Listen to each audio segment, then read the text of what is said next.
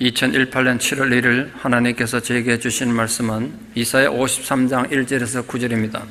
구약 1033쪽 이사야 53장 1절에서 9절 말씀을 봉독에 올리겠습니다. 우리가 전한 것을 누가 믿었느냐? 여호와의 팔이 누구에게 나타났느냐? 그는 주 앞에서 자라나기를 연한 순 같고 마른 땅에서 나온 뿌리 같아서 고운 모양도 없고 풍채도 없은즉 우리가 보기에 흠모할 만한 아름다운 것이 없도다. 그는 멸시를 받아 사람들에게 버림받았으며 간고를 많이 겪었으며 질고를 아는 자라. 마치 사람들이 그에게서 얼굴을 가리는 것 같이 멸시를 당하였고 우리도 그를 귀히 여기지 아니하였도다.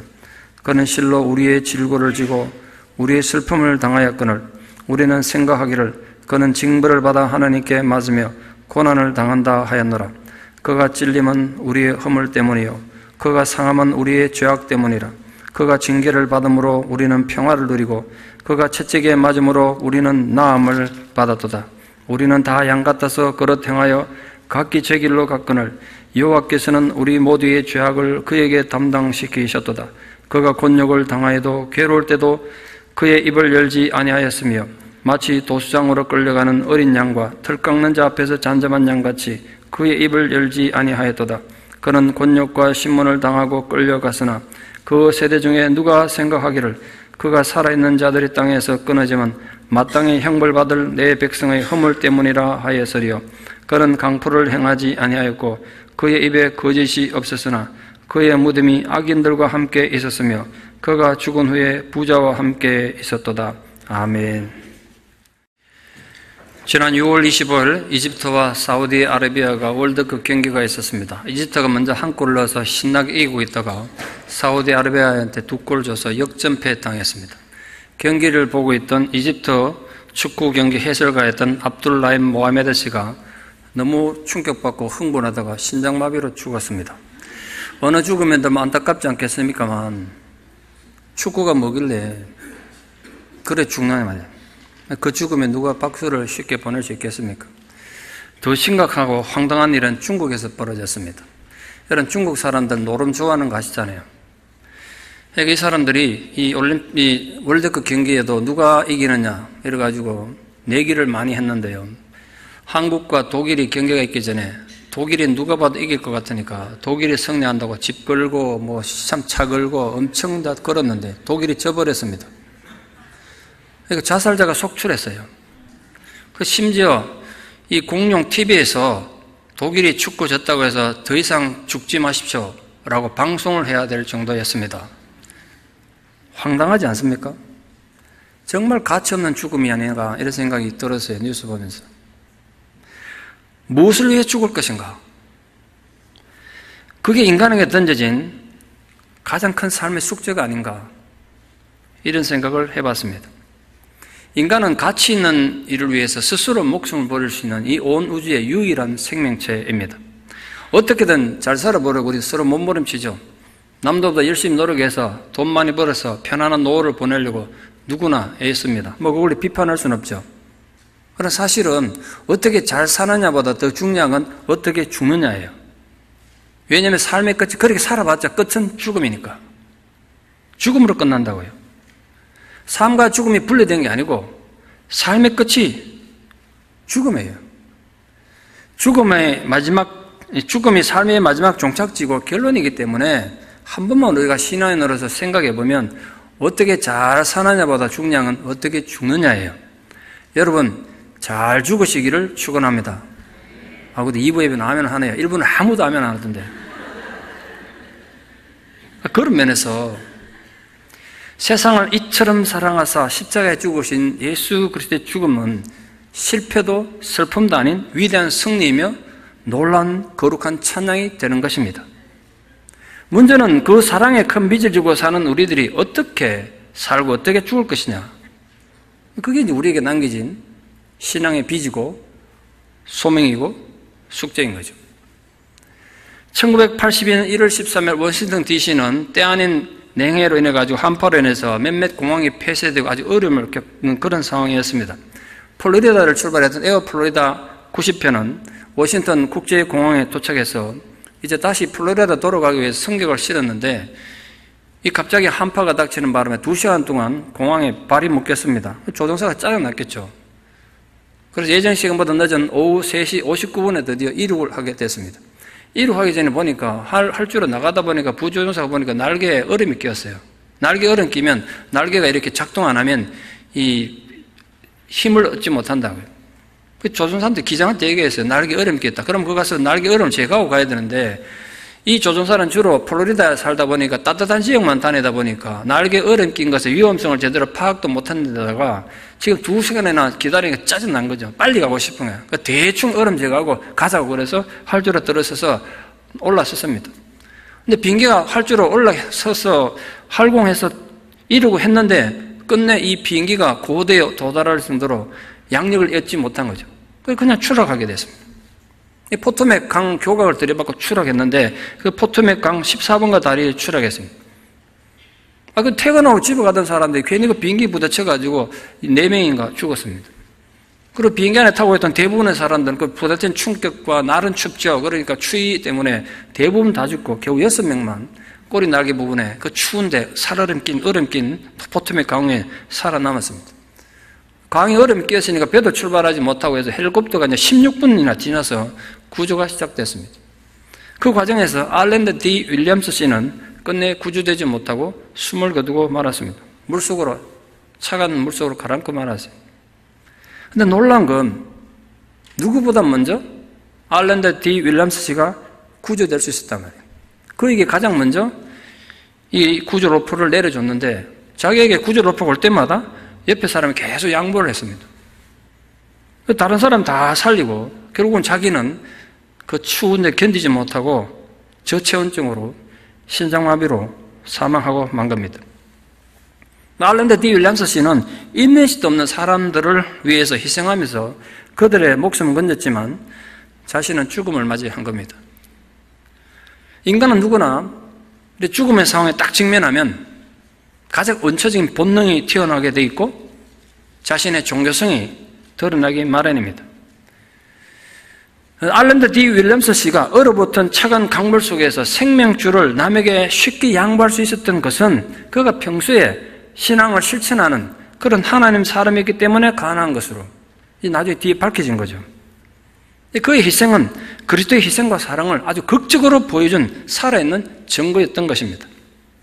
후에 이런 사실이 알려지니까 사람들이 그의 희생을 헛되게 할 수 없다고 해서 뜻을 모아서 지금은 그 포토맥 강 14번 다리를 알랜드 D. 윌리엄스 기념다리로 불립니다. 그리고 그의 고향 일리노이주에서는 그의 이름을 딴 초등학교가 세워졌습니다.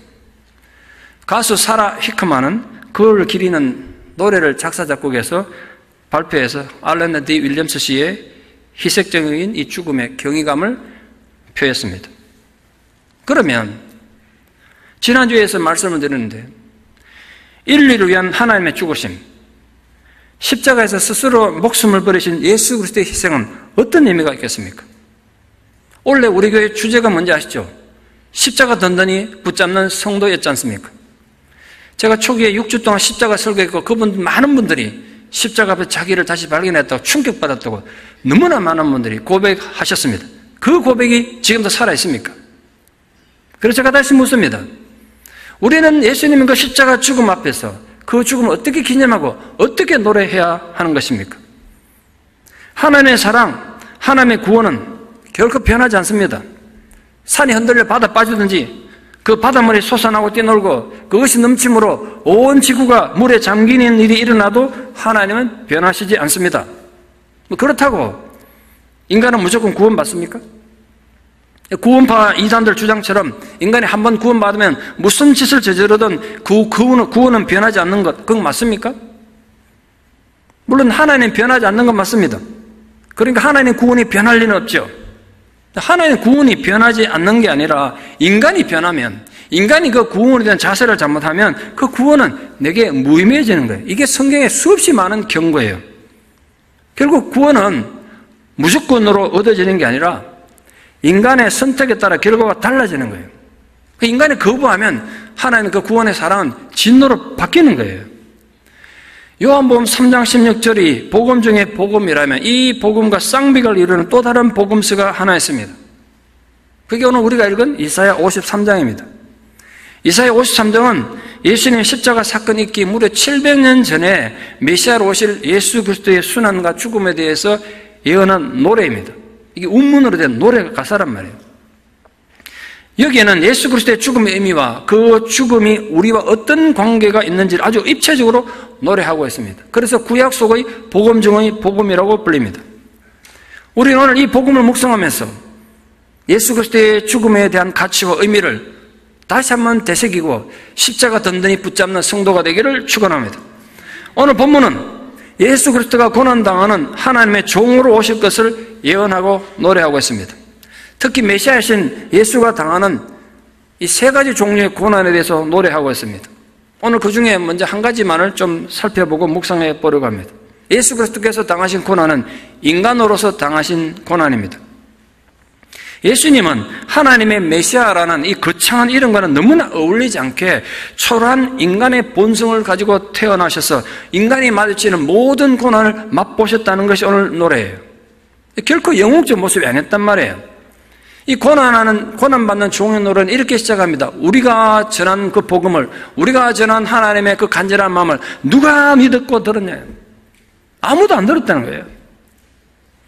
하나님이 아무리 사랑을 외쳐도 인간들은 믿지 않고 받아들이지 않았습니다. 오히려 하나님 언제 우리를 사랑한 적이 있습니까? 그렇게 반항했습니다. 수많은 선자들을 통해서 수많은 말씀이 주어졌지만 아무도 듣지도 않고 믿지도 않았다는 것이 이 종의 노래의 시작이에요. 그 결과 메시아는 보기에는 정말 볼품도 없고 초라할 뿐 아니라 도살장으로 끌려가는 어린 양처럼 무능하게 죽임을 당했다는 거예요. 왜 초자연적 능력을 가지신 분이, 말씀으로 천지 만물을 창조하신 분이 인간 구원의 방법을 그토록 힘없고 약하고 초라한 방법을 택하셨을까요? 세상을 구원하는 방법 많았을 거 아닙니까? 근데 왜 이렇게 초라하고 연약한 방법을 택하신 것일까요? 이유는 하나예요. 하나님이 사랑이시기 때문이에요. 사랑은 근본적으로 희생을 필요로 하고 희생 없는 사랑을 죄인들이 받아들일 수가 없고 이해할 능력도 없기 때문에 그렇습니다. 우리 인간들의 죄가 말입니다. 너무 악하고 무거워서 하나님이 오셔서 죽어야 해결될 정도로 심각한 거예요. 여러분 죄를 너무 낭만적으로 생각하지 마십시오. 저도 가끔 생각해 보면요, 인간이 얼마나 잔인하고 정말 하나님 앞에 무서운 존재인지. 여러분들이 지었는 죄를 낭만적으로 생각하지 말라고요. 그게 그냥 쉽게 없어질 문제가 아니에요. 하나님 와서 죽어야 없어질 정도로 우리가 지은 죄가 너무 심각해요. 그래서 자신을 위해 죽으시는 하나님을 인간들이 보지 않는 한 악한 인간들은 하나님의 사랑을 깨달을 수가 없었기 때문에 하나님은 가장 약한 모습으로 오시고 죽으신 것입니다. 인간으로 오신 메시아가 오늘 고난당하는 이 비유를 여러 가지로 설명하고 있습니다. 근데 그 비유들을 하나같이 너무 초라하고 볼품없는 것들로 되어 있기 때문에 우리 해석하기가 굉장히 어렵습니다. 이사야 53장 해석하는 게 보통 어려운 게 아니에요. 우리가 지금 읽은 이 구약 성경은 유대교인들을 믿는 유대인들도 똑같은 성경을 갖고 있다고요. 유대교를 믿는 유대인들도 오늘 우리가 갖고 있는 구약 성경은 똑같은 성경이에요. 철자, 토시는 안 틀리다고요. 그들은 이사야 53장을 해석하기 무지 어렵대요. 자기들이 생각하는 메시아하고 너무 다르니까. 메시아가 이렇게 초라하고 볼품없는 모습으로 오냐? 이게 도대체 뭔 뜻이냐? 어제 랍비한테 직접 들었는데 자기들은 이사야 53장이 너무 해석이 어렵대요. 오늘 그 메시아를 이렇게 표현하고 있습니다. 연한 순 같고 마른 땅에서 뿌리 같다고 그랬습니다. 밑둥이 잘려서 죽은 나무에 겨우 쇠삭이 움터나는 것처럼 멸망당한 왕조에서 메시아가 오실 것을 이렇게 상징했습니다. 여러분, 역사 속에 대단한 가문도 많고 위대한 왕조도 많지 않습니까? 근데 하필이면 망해버린 왕조에서 그렇게 메시아가 오냐 말이에요. 이 마른 땅에서 나온다는 건 메시아가 인간성이 상실되고 정말 부패한 그런 시대에 올 것을 표현한 거예요. 근데 그 표현은 지금 이 시대가 너무 어울리지 않습니까? 제 어릴 때랑 생각해 보면 지금 세상 정말 편해진 건 사실입니다. 제가 요즘 설교할 때마다 컴퓨터로 이렇게 수정할 수 있어요. 얼마나 행복한지. 제가 옛날에 소설 쓸 때는요, 일일이 손으로 원고지 썼거든요. 어떤 일이 벌어지냐면, 만약 100페이지짜리 원고를 쓰지 않습니까? 한 98페이지나 저 앞에 몇 자 틀리면 처음부터 다 써야 돼요. 처음부터 다 써야 돼요. 정말 편한 세상이에요. 그런데 얼마나 세상이 타락하고 삭막해졌는지 안타까운 마음을 금할 수가 없습니다. 그런 메마른 인간의 땅과 인간의 마음에 내가 오시는 거예요. 그럼 두 번째로 그분은 어떤 모습으로 오시는가? 여러분, 영웅 호걸이 역사에 등장해서 세상을 호령한 일들이 얼마나 많습니까? 그러나 예수님은 그렇게 오시지 않았습니다. 고운 모양도 없고 풍채도 없는 모습으로 오셨습니다. 그리스도의 외적인 모습이 인간들이 보기에는 뭐 흠모할 만한 매력 있는 모습이 없다는 거예요. 왜 그렇게 오셨을까요? 왜 그렇게 초라하게 오셨을까요? 바로 우리들이 그런 모습으로 세상을 살아오고 있기 때문에 그렇습니다. 예수님은 우리가 가장 초라하고 볼품없는 존재로 세상의 웃음거리가 될 때에도 우리와 함께 하시기 위해서 그렇게 초라한 모습을 오셨어요. 그게 바로 십자가의 입체적 의미입니다.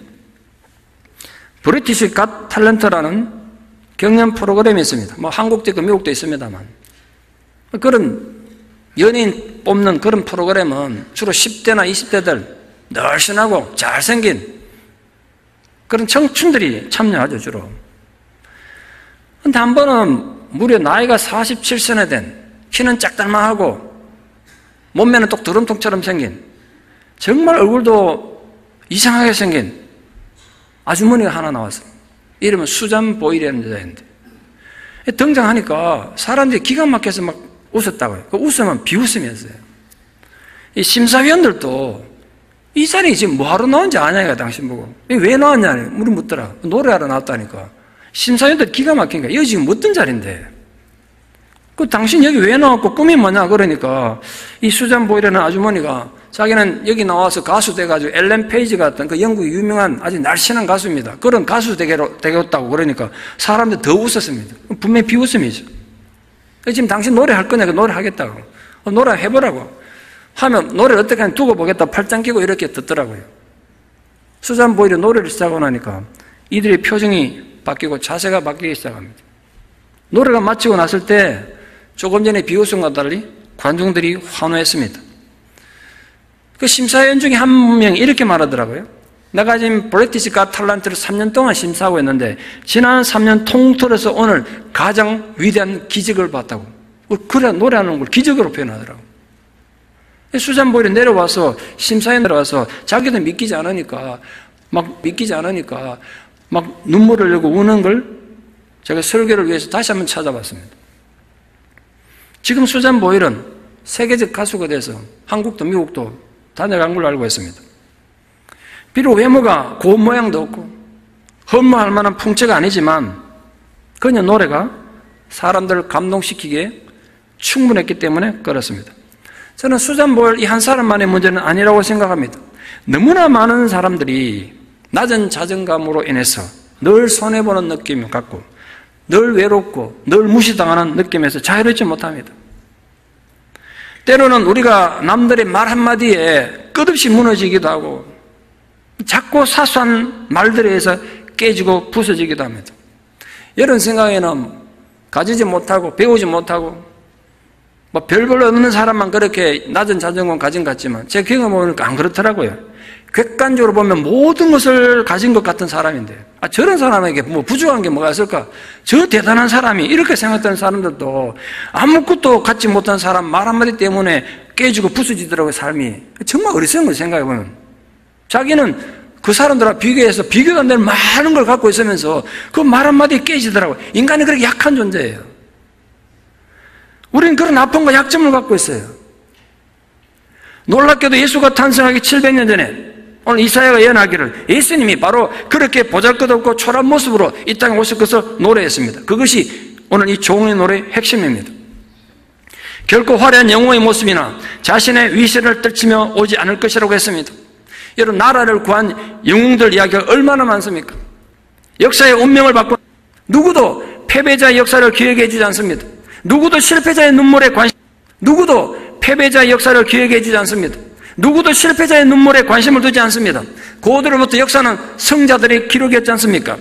세상은 가진 자들, 힘 있는 자들의 갑질의 경영장 같은 것이었지 않습니까? 그러나 예수님이 애초에 세상에 오신 목적은 갖지 못한 자들, 실패자들, 패배자들과 함께하고 그들의 마음을 위로하시기 위해서 멸시받는 자로 오셨다는 거예요. 실제로 예수님 당시에 대부분의 그 권력자들, 가진 자들, 힘 있는 자들로 인해서 무시당했고 그들로부터 거절당했을 뿐 아니라 바로 그들 힘 있고 가진 자들에 의해서 수치당하며 십자가에서 못 박여 죽으셨습니다. 예수님은 천대받고 멸시받는 존재가 되기 위해서 오셨어요. 예수님 멸시받고 천대받는 것의 그 최정점은 십자가 죽음에서 극대화된 거 우리 다 알지 않습니까? 그래서 그분은 우리들에게 소망이 되고 희망이 되실 수가 있는 것입니다. 여러분, 그러나 죽어서 천국 가는 약속만이 아니라 예수 그리스도가 메시아로서 우리에게 남긴 유산은 그것만이 전부가 아니에요.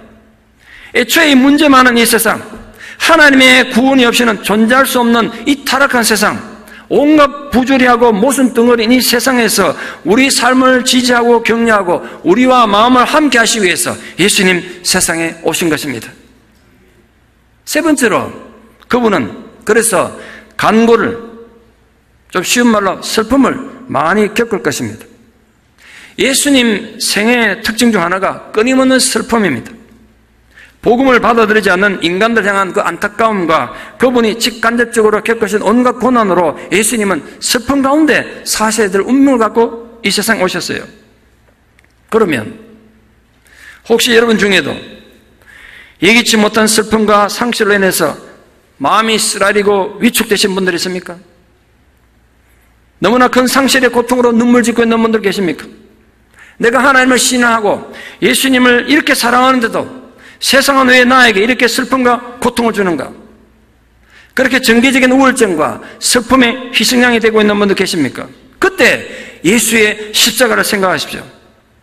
그 예수는 간고를, 슬픔을 많이 겪으셨어요.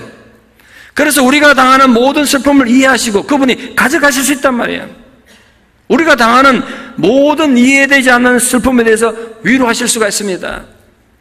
그래서 우리는 십자가라고 쓰고 위로라고 읽습니다. 주님의 십자가는 우리가 이해할 수 없고 용납하기 힘든 그 가슴 아픈 슬픔에 대한 해답이에요. 끝모를 고통의 어둠에서 헤어나지 못하고 아직도 창문에 짙은 커튼을 들이우고 세상과 담을 쌓고 하늘 품고 사는 분들이 계십니까? 혹시 이 설교를 듣고 계십니까? 십자가 위에 예수님은 바로 여러분을 위해 죽으셨어요. 여러분이 당하는 그 모든 슬픔을 십자가에 못 박기 위해 죽으셨단 말이에요. 그 사실이 여러분의 영혼의 지팡이가 되기를 바랍니다. 그 영혼의 지팡이로 의지해서 아무리 깊은 슬픔과 비참한 실패의 자리에서라도 벗어나게 되는 놀라운 회복이 여러분 모두에게 있기를 진심으로 축원합니다. 네 번째로 또한 그분은 질고를 아시는 분이셨습니다. 육신의 질병으로 고통당하시다는 뜻이에요. 물론 성경에 예수님이 직접 병을 앓으셨다는 기록은 없습니다. 그러나 그분은 인간의 질병의 고통, 질고를 아시는 연약한 본성을 가지고 이 세상에 오셨습니다. 창조주이신 분이 그렇게 약한 모습으로 오신 이유는 바로 지금 육신의 병을 아파하고 고통당하는 여러분들과 그 고통을 함께 나누기 위해서예요. 나만 홀로 외롭게 병상에 있다고 절대로 생각하지 마십시오. 지금도 원인도 알 수 없는 질병으로 고통당하는 분들을 제가 많이 알고 있습니다. 아직 한창 젊은 나이에 불치병을 앓는 가슴 아픈 이웃들도 있습니다. 오랜 세월 육신의 고통으로 아파하는 분들이 얼마나 많습니까? 생로병사, 인생의 한 부분은 질병으로 이루어져 있다는 사실 앞에 우리는 한없이 절망합니다. 그런데 여기에 놀라운 소망과 약속이 있습니다. 우리가 건강하고 무병장수하고 오래 살면 얼마나 좋겠습니까? 그런데 여기 소망이 있어요. 질병 갖는 우리에게 소망이 있단 말이에요. 하나님이신 그분이, 세상을 구원하러 오신 메시아이신 그분이 육신의 질병의 고통을 아시는 분으로 오셨다는 것입니다. 왜 하나님이신 분이 아파야 합니까? 이유는 하나예요. 연약한 육신을 가진 우리들이 아프기 때문이에요. 사랑은 본능적으로 아픔을 함께하려는 속성을 가지고 있습니다. 하나님이 이처럼 사랑하신다는 사실을 우리 지난주에 배웠습니다. 여러분, 그 하나님의 사랑은 그냥 말로만 하는 립 서비스가 절대로 아니에요. 내가 배고플 때 함께 배고파하는 사랑이에요. 내 육신이 아파 고통스러울 때 함께 아파하고 고통받는 사랑이란 말이에요. 아니, 신이라면 질병을 초월해야 하는 거 당연하지 않습니까? 그러나 그분은 우리가 당하는 육신의 질고에 함께 동참하기 위해서 육신의 질고를 아시는 분으로 이 세상에 오셨단 말이에요. 누가 병들기를 원합니까? 누가 병든 자랑하겠습니까? 그러나 기억하십시오. 육신의 질병에는 우리가 건강할 때는 꿈에도 생각하지 못했던, 결코 깨달을 수 없었던 하나님의 놀라운 사랑의 손길이 숨겨져 있습니다. 그리고 지금 질병과 있는 여러분 모든 분들에게 이 하나의 위로가 함께하기를 축원합니다. 소설 빙점의 작가로 우리에게 너무나 잘 알려진 미우라 아야코는 오랜 세월 병상에서 고통당했던 분이십니다. 폐결핵과 척추 골량이 겹쳐서 13년간 요양생활을 하느라 정상적인 생활을 할 수 없었습니다. 지금은 폐결핵이 병도 아닙니다만 1920년대, 30년대는 폐결핵은 거의 불치병이었습니다. 그녀가 발병했을 때 나이가 24살입니다. 한창 아름다운 청춘의 때였다는 소리죠. 그녀가 회복돼서 정상적인 생활로 돌아올 때 나이가 37살입니다. 그 무슨 뜻인지 아십니까? 인생의 가장 아름다운 청춘의 전부를 병상에서 보내었다는 뜻이에요. 그런데 그녀는 그 질병의 고통을 통해서 자신의 운명을 바꾸는 만남을 하게 됩니다. 어릴 때부터 함께 자랐던 그 소꿉친구 중마고우였던 의과대학생에 있던 마이카와 쇼, 이분이 아주 신앙이 독특한 분이셨는데 이분을 통해서, 이 중마고우 친구를 통해서 예수를 만나게 됩니다. 그 예수를 만나고 병상에서 세례받고 신앙을 갖게 됩니다. 그런데 이분에게 복음을 전해줬던 마이카 쇼 역시 폐결핵으로 인해서 의과대학 다니다가 휴학 중이었고, 미우라 아야코가 세례받고 기독교인이 되고 2년 후에 결국 사망하고 말았습니다. 인간적으로 생각해 보면 자신에게 복음을 전해주었던 중마고우가 자신과 같은 병을 앓다가 죽었으니 나도 언젠가 죽겠다는 생각 안 들겠습니까? 저 친구 의과대학생인데 저렇게 폐결핵 낫지 못하고 죽었으면 나도 죽겠다는 생각 들지 않겠습니까? 절망하고 고통스러워해야 하는 거 당연한 거 아니겠습니까? 그런데 미우라 아야코에게는 육신의 질고를 아시는 예수 그리스도의 사랑이 있었습니다. 그리스도의 사랑이 그녀에게 용기를 줬고 병든 육신의 고통을 통해서 오히려 더 큰 은혜를 깨닫게 되는 축복을 누렸습니다. 그래서 그녀는 나중에 아무리 긴 터널이라도 끝이 있다는 숯불집에서 이렇게 노래하고 있습니다. 병들지 않고는 깨달을 수 없는 사랑이 있습니다. 병들지 않고서는 부를 수 없는 노래가 있습니다. 우리 주 예수 그리스도의 사랑이 그것입니다. 긴 시입니다만 제가 짧게 요약해서 말씀드렸습니다. 그녀는 요즘 너무나 유명한 무라카미 하루키라는 이 위대한 소설가를 제치고 대한민국에서 번역된 작품 속 가장 많은 일본 작가가 되었습니다. 어쩌면 지금 병상에서 이 설교를 듣게 되실 분들이 있을지 모르겠습니다. 본인이 아니더라도 사랑하는 가족들의 질병으로 인해서 고통받는 분들 또 더 많으시겠죠. 여러분, 복음이 복음인 이유는 우리 영혼의 구원만 약속하고 있지 않기 때문이에요. 오늘 이 종의 노래를 한번 들어보십시오. 그는 하나님의 독생자로 이 세상에 왔지만 질고를 아는, 질병의 고통을 아는 분이셨대요. 지금 여러분이 당하는 육신의 질병을, 고통을 아는 분으로 오셨단 말이에요. 그 의미가 뭐겠습니까? 저는 이렇게 생각합니다. 깊은 밤 병들어 고통받는 자식을 둔 부모의 심정이 이런 거 아니겠는가? 오늘 부모라면 다 느끼는 거 아닙니까?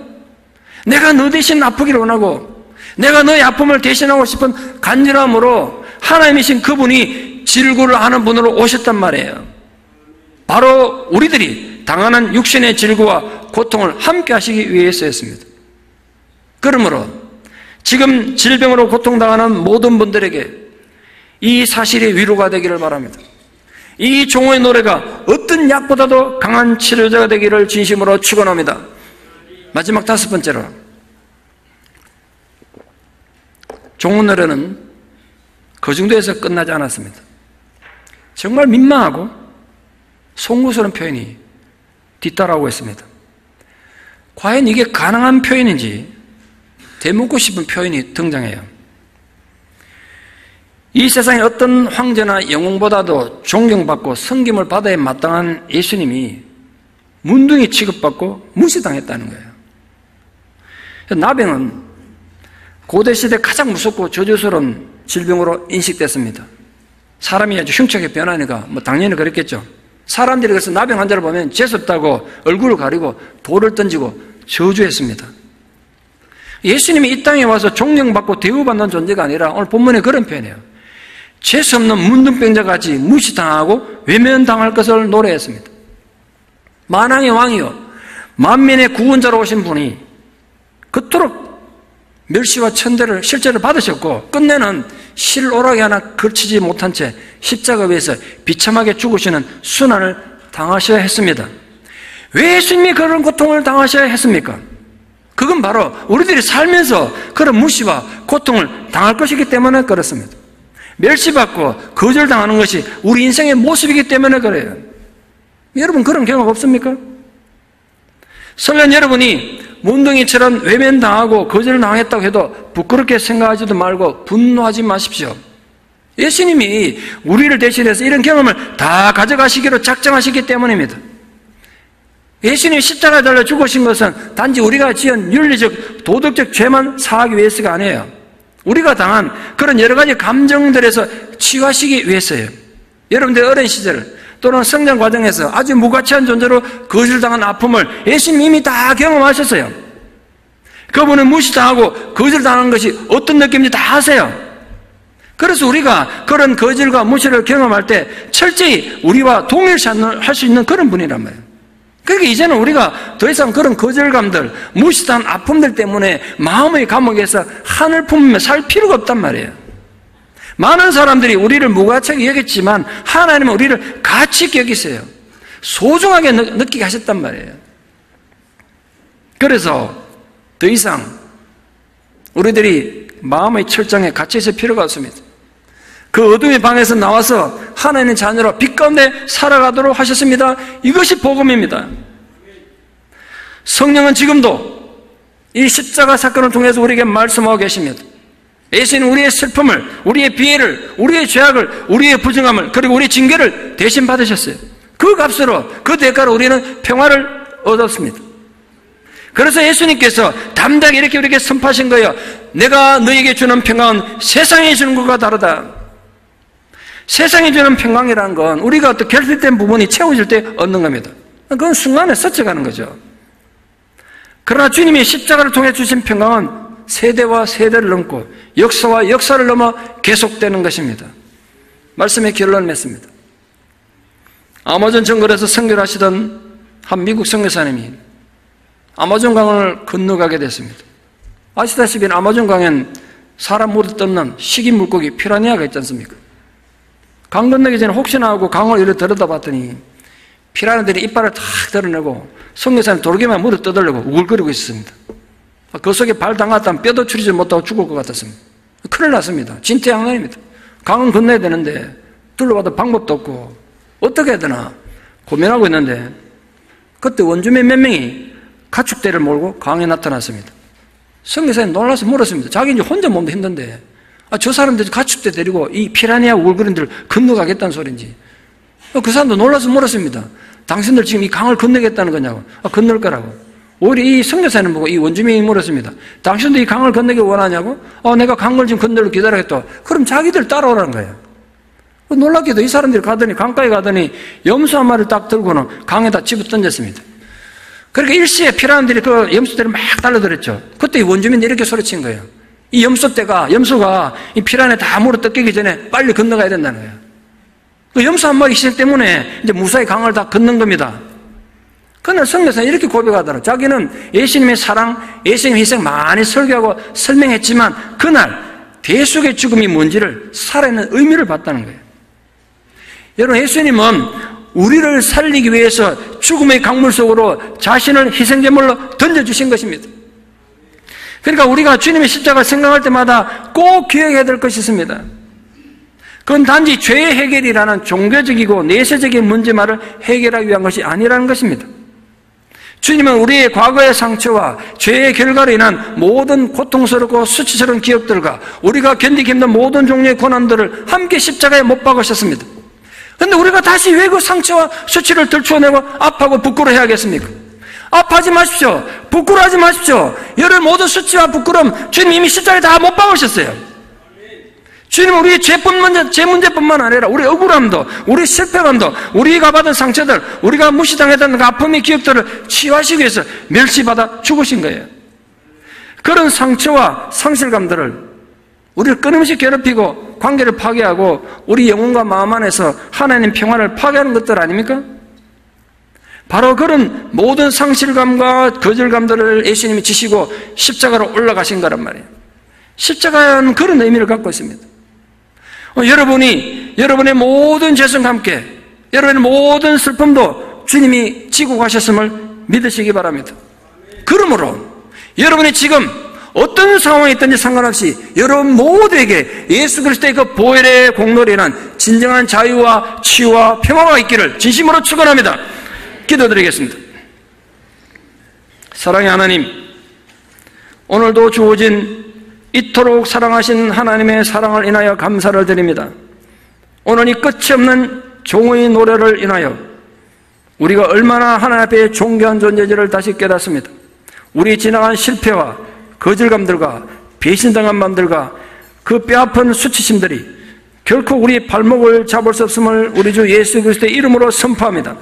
그 진정한 치유와 자유와 평화가 주의 모든 성도들에게 한없이 부어지는 은혜가 있게 하여 주시옵소서. 예수님 이름 받들어 기도드리옵나이다. 아멘.